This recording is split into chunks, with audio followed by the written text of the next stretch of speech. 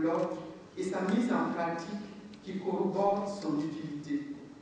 En plus du code de déontologie, l'ordre des sages-femmes doit renforcer la formation de base et la formation continue de ses membres, tant sur le plan technique qu'en matière de communication et même de psychologie, afin de répondre au mieux aux besoins du couple mère-enfant et de la famille. Excellences, mesdames et messieurs, permettez-moi encore de saluer le grand travail abattu par l'ordre des sages-femmes qui ne cesse de multiplier les sessions d'information et de formation dans les 13 régions du pays, afin de promouvoir les droits des femmes enceintes. Pour terminer, je voudrais inviter toutes les femmes et tous les hommes de la profession à s'inscrire à l'ordre en tant qu'organe de protection de leurs propres droits et en tant que cadre d'expression optimale de leur lutte pour les droits des femmes et des enfants à la santé. Je formule le vœu que naisse rapidement une multitude de vocations sincères au sein des jeunes pour ce métier noble d'accoucheuse, de sage-femme et de maïticienne. En souhaitant plein succès à vos travaux, je vous remercie pour votre aimable attention.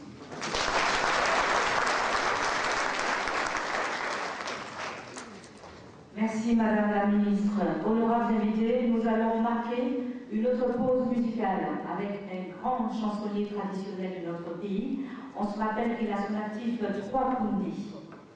Il a 40 ans de carrière avec au total plus de 38 albums. Et puis c'est un artiste très engagé. Thank you.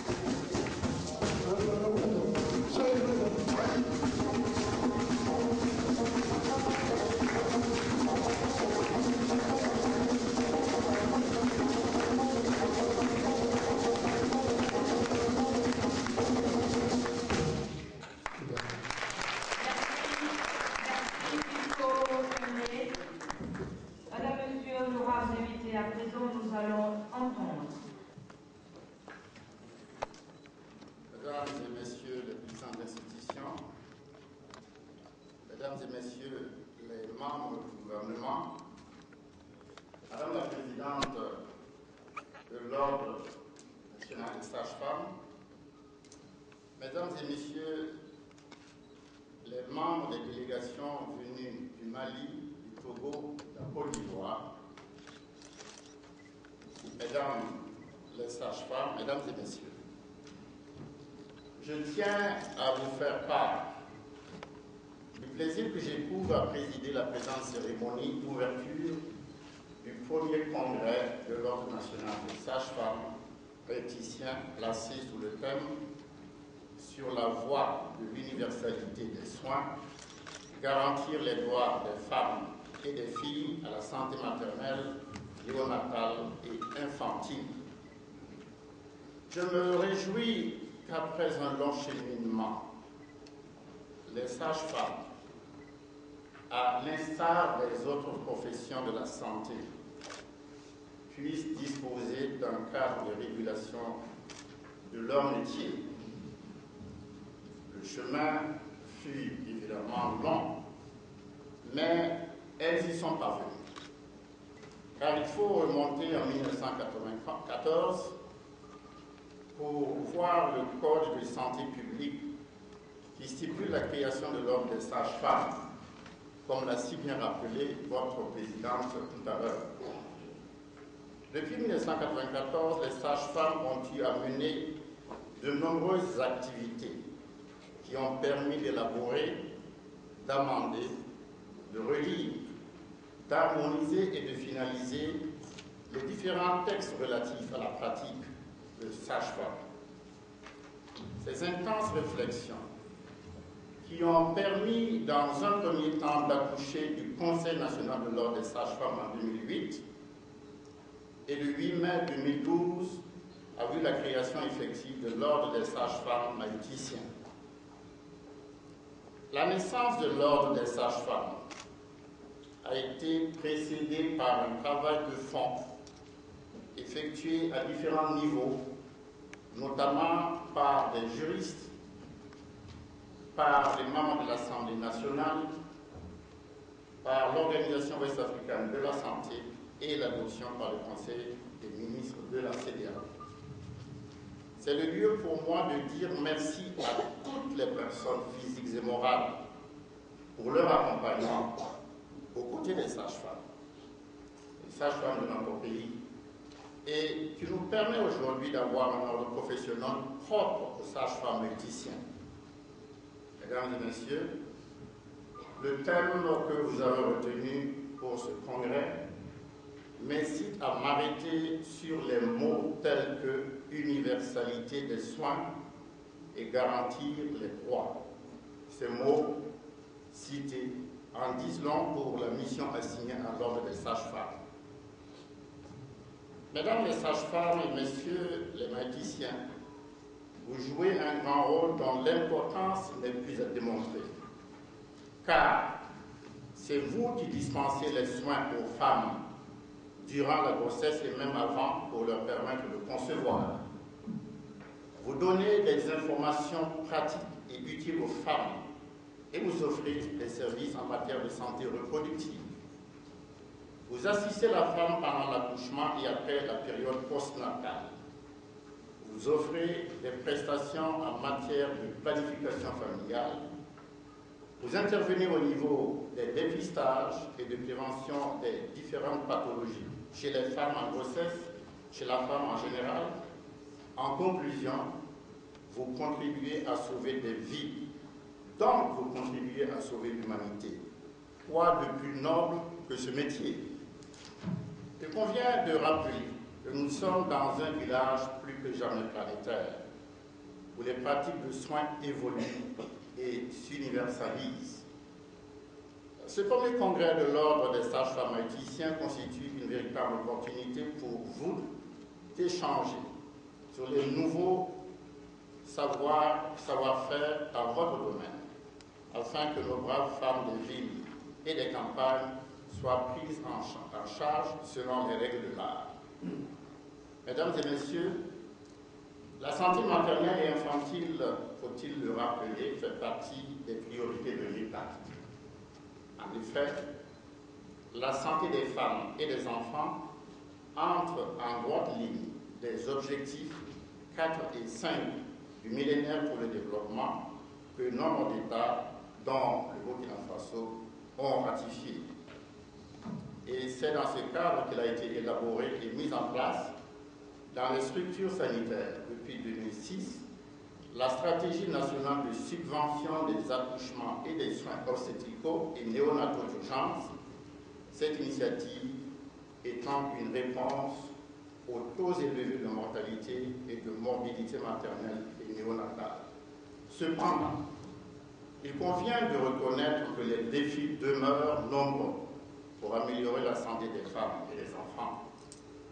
Au cœur de ces défis se trouvent les préoccupations des sages-femmes, les principales préoccupations des sages-femmes. En effet, en dépit des 200 sages-femmes que l'État recrute annuellement par le biais de concours directs, il reste entendu que nous n'avons pas encore atteint le ratio d'une sage-femme pour 5 000 habitants, selon les normes de l'Organisation mondiale de la santé. Dans notre pays, ces normes sont loin d'être atteintes, car nous avons une sage-femme pour 10 823 habitants, ce qui laisse percevoir l'immensité de la tâche qui nous attend pour que le droit d'accès de toutes les femmes aux soins soit une réalité. Au nombre des impératifs, il y a l'exigence de construire davantage de maternité, car le rayon moyen qu'une femme en grossesse doit parcourir pour voir une maternité est encore élevé, ce qui n'est pas sans conséquence évidemment sur le taux de mortalité maternelle. De même, l'équipement conséquent des centres de santé en matériel et consommable constitue un engagement et un défi que nous ferons tout pour relever, car nous savons les difficiles conditions de travail qui sont les vôtres dans les centres de santé et les nombreux sacrifices souvent pour exercer votre métier. Enfin, il y a du volet formation de base qui est certes assuré par les écoles nationales de santé publique et quelques écoles privées. C'est le lieu ici de rappeler que la qualité de formation des sages-femmes doit être améliorée dans tous les établissements. Toutefois, la formation continue des professionnels de santé sur le terrain doit être permanente. Et c'est en cela qu'il faut saluer la création de l'Ordre des sages-femmes qui fait de la formation de ses membres une priorité absolue. C'est pourquoi l'État, en matière de subvention, fera des efforts pour soutenir votre ordre dans cette voie. Mesdames et messieurs les congressistes, je vous exhorte à vous impliquer activement dans les travaux du Congrès pour, au sortir de cette importante rencontre, chacune se familiarise avec les textes et les règles qui régissent votre institution. Nous attendons par conséquent de vos travaux des recommandations pertinentes, des recommandations adéquates, réalistes et réalisables surtout, dont la mise en œuvre mettra davantage la sage-femme au cœur du processus d'offre de soins de qualité au profit de nos vaillantes populations.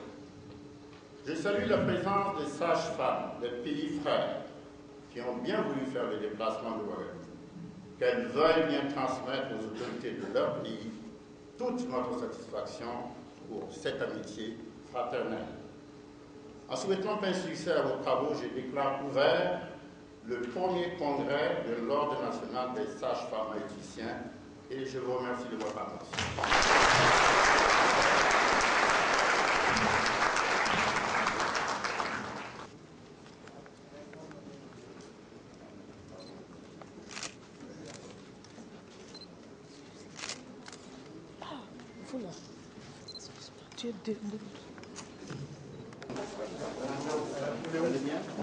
Bonjour, ça va?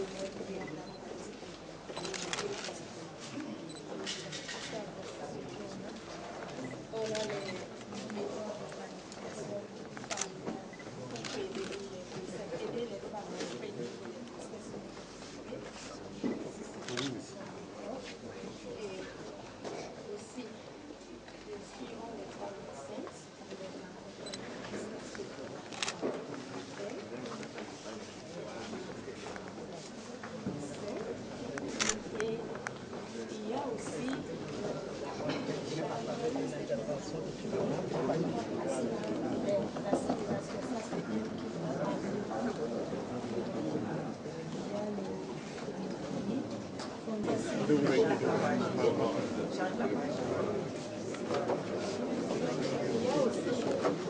à images qui nous permet ici de sensibiliser la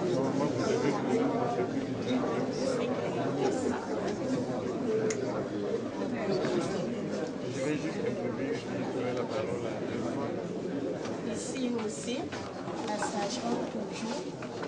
Après la naissance, nous prenons en charge les nouveau-nés qui ont des difficultés respiratoires, la salle de réanimation. Ici, on peut aider l'enfant à bien respirer.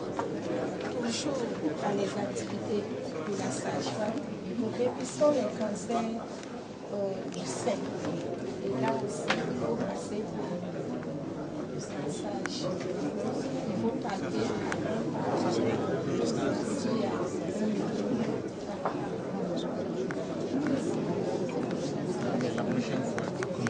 Ici, on fait du dépistage des cancers et cancers. Là aussi,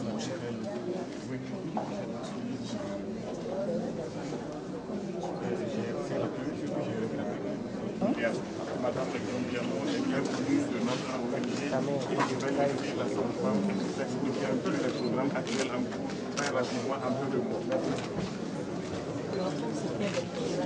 rapport à la santé de la mère et de l'enfant, nous avons le programme de lutte contre le cancer, prévention du cancer et du cancer du sein. Nous avons aussi la planification familiale et dans la planification familiale, nous avons la planification familiale dans le post-partum.